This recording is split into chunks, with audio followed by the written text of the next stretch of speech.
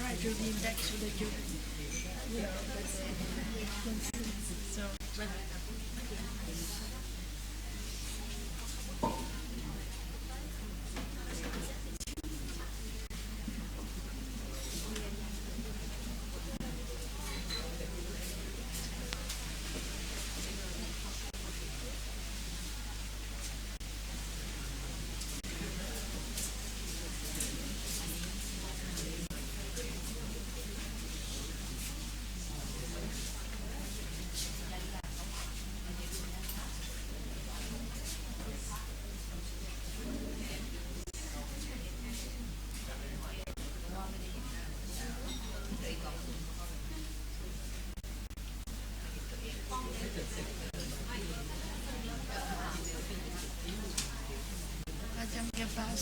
because I stay here, I just come here.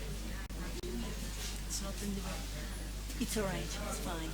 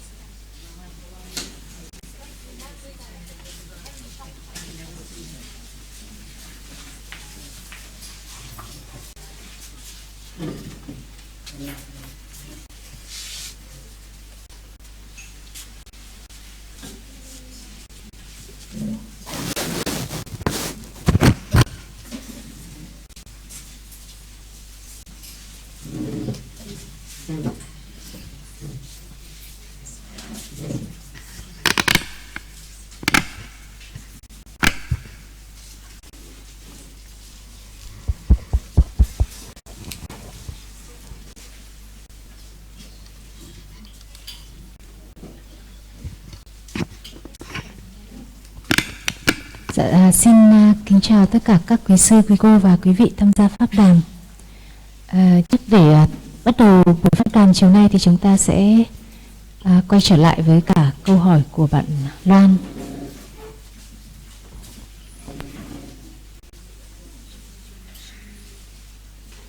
Shall we continue with Luan's questions and points? Yes. Luan, would you like to continue with your question and the point? Would you like to just give a summary of the last point and then continue with this topic?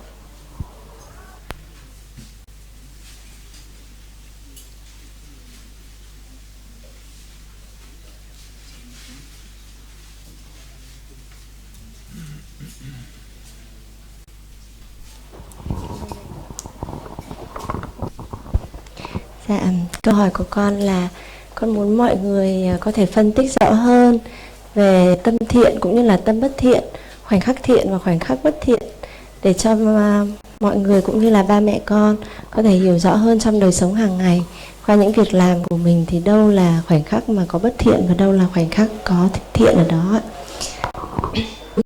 Please explain more about the difference between Kusala Chitta and Akusala Chitta, so that everyone here, even my parents, can understand exactly in their daily life which there is Kusala. Thank you.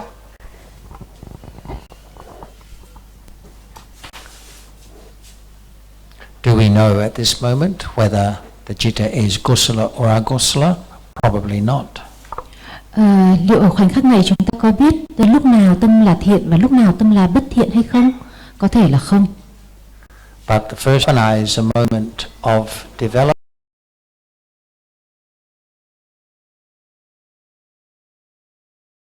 of wholesome mental states accompanied by understanding. Và phát triển tâm trí là những khoảnh khắc sinh khởi với các trạng thái thiện cùng với trí tuệ.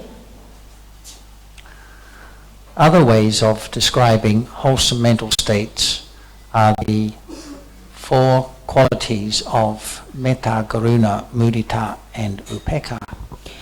Có một cái cách khác để mô tả về các trạng thái tâm thiện, đó là 4 phẩm chất từ bi, hỷ, xả. A moment of metta is a moment of wishing well. Điều tốt đẹp cho một chúng sinh khác. But the point to reflect on is that apart from the specific moments of wholesomeness about which the Buddha spoke, the mental state will be unwholesome. Nhưng mà điểm mà chúng ta cần phải suy niệm ở đây đó là bên ngoài những cái khoảnh khắc của thiện pháp mà Đức Phật đã thuyết giảng, thì những khoảnh khắc tâm còn lại của tâm suy nghĩ đều là bất thiện. So the unwholesome mental states in a day are many, and the wholesome mental states are few. Vì vậy, trong cuộc sống hàng ngày của chúng ta, những khoảnh khắc của tâm thiện thì rất hiếm hoi, và những khoảnh khắc của tâm bất thiện thì nhiều hơn rất nhiều. Nevertheless, this is not a cause for discouragement or despondency. Tuy nhiên, đây không phải là một cái lý do để làm cho chúng ta nản chí hay là đi theo cái xu hướng tiêu cực. Because despite this, we have the good fortune to be reborn in this lifetime as a human being, which is a result of wholesome karma in the past. Bởi vì mặc dù sự thật ấy, nhưng mà việc chúng ta đã được sinh ở cõi này là cõi người, thì đó là quả của nghiệp thiện. And the Buddha explained that the highest level of wholesome consciousness, namely awareness and understanding of rising realities, can be developed in the midst of unwholesome mental states. Và Đức Phật thì vẫn có thể được xảy rẽ những khoảnh khắc của tâm bất thiện. But it takes a long time to know the difference between the moments that are wholesome and the moments that are unwholesome. Cần khoảnh khắc nào we assume moments when we are doing a certain kind of action or speech. Thông thường thì chúng ta hay giả định là cái khoảnh khắc này là thiện hay là bất thiện khi ta có một số hành động hay lời nói nào đó. But that is not what is meant by getting to know the moments that are wholesome, the moments that are wholesome as opposed to those that are unwholesome. Nhưng mà điều ấy thì không tương đương với việc nhận biết được sự là thiện và khoảnh khắc nào là bất thiện. Khoảnh khắc của bất thiện thì được của tâm. Unwholesome moments have been known by their characteristic of restlessness. Và tâm bất thiện thì được nhận biết bởi tính chất trạo cử của tâm. So reflecting on those aspects is a good way to begin. Khi suy niệm theo cách ấy thì nó sẽ là sự khởi đầu của việc biết được sự khác biệt giữa hai phẩm chất đó. But it means having patience. It can only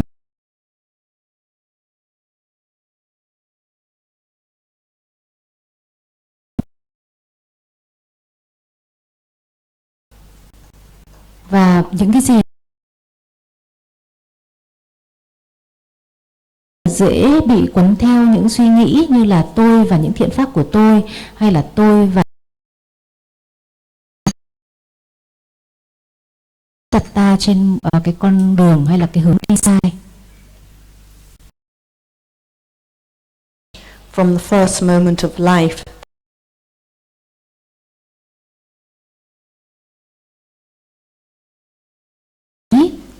so when we meet, there are many moments of kindness when we like to look after each other and do whatever we can to help each other.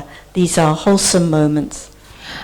Vừa rồi bạn có kể về việc bạn sống xa gia đình và quay trở về thăm gia đình, thì điều này cũng giống tương tự như là tôi, vì tôi sống xa gia đình và có những lúc tôi trở về thăm mẹ. Và khi mà chúng tôi gặp nhau thì cũng như là khi bạn gặp cha mẹ của mình thì có những khoảnh khắc của sự từ ái vì muốn chăm sóc lẫn nhau, đó là những khoảnh khắc của tâm thiện. But there are also many moments of attachment because it's our special family members and they're the ones we want to help more than anyone else. And also many moments of expectation, expecting them to behave in a certain way that we like. Và cũng có những khoảnh khắc của sự dính mắc, bởi vì chúng ta chỉ muốn chăm sóc những người thân đó chứ không phải là những người khác, không phải là người thân của mình.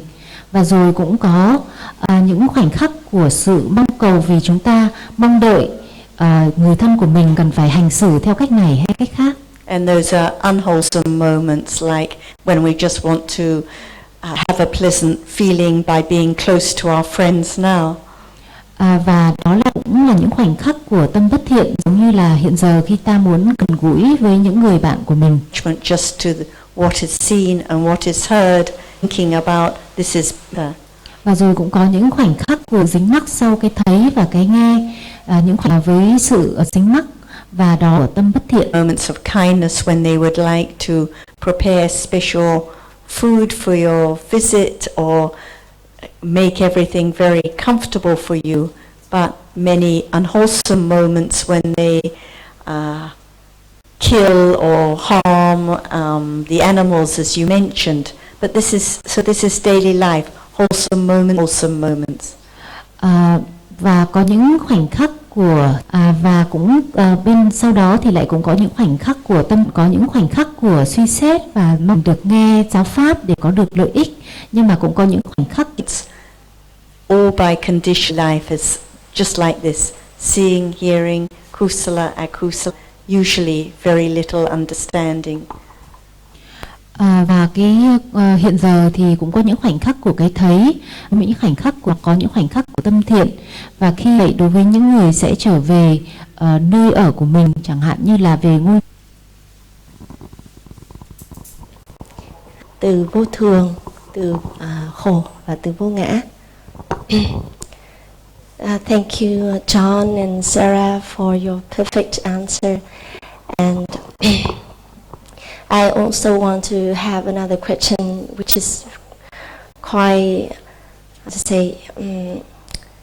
familiar to us for all the Dhamma discussion.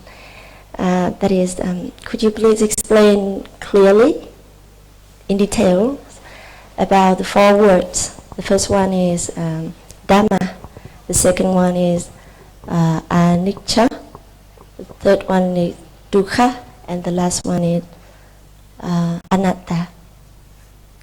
Thank you again.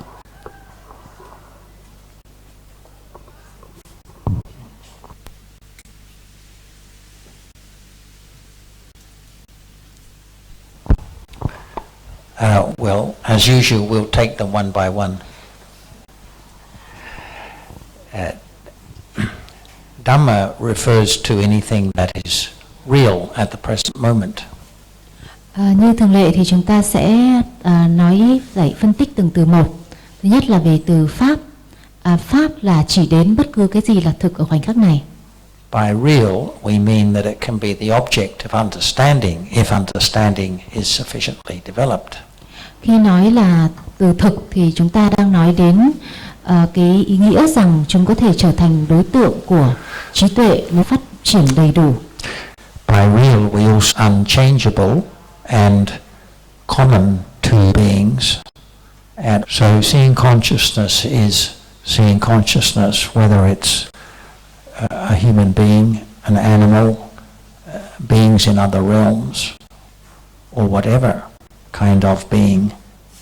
That consciousness always just experiences visible object, but doesn't know anything about it.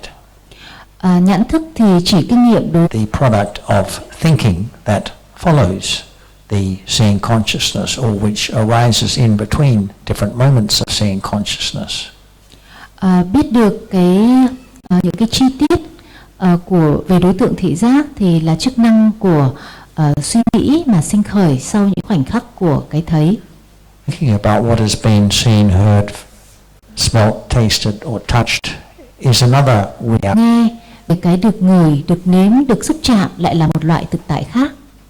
And thinking about things that are nothing to do with what is being seen, heard, smelt, tasted or touched is also the same reality of thinking. Ngửi, được nếm, được xúc chạm mà nghĩ về những đối tượng khác thì cũng vẫn cùng là một loại thực tại, nhưng mà chỉ đối tượng thì không là một mà thôi.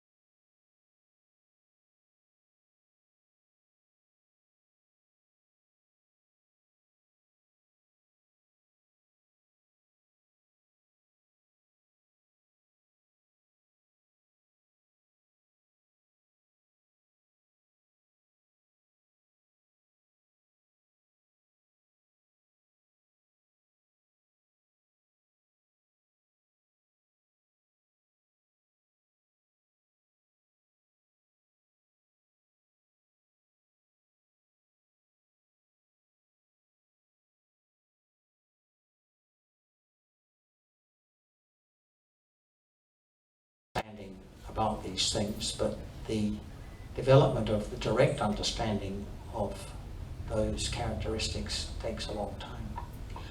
Chúng ta có thể có một chút hiểu biết về mặt tư duy về các thực tại này, nhưng mà để phát triển được hiểu biết trực tiếp về những thực tại ấy thì cần phải có nhiều thời gian.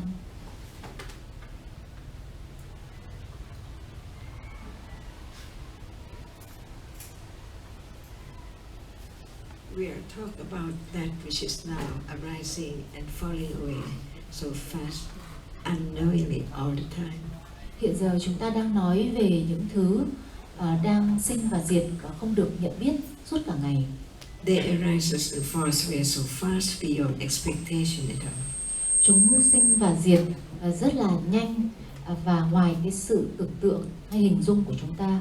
If there is nothing, if it's not real, no need to talk about it.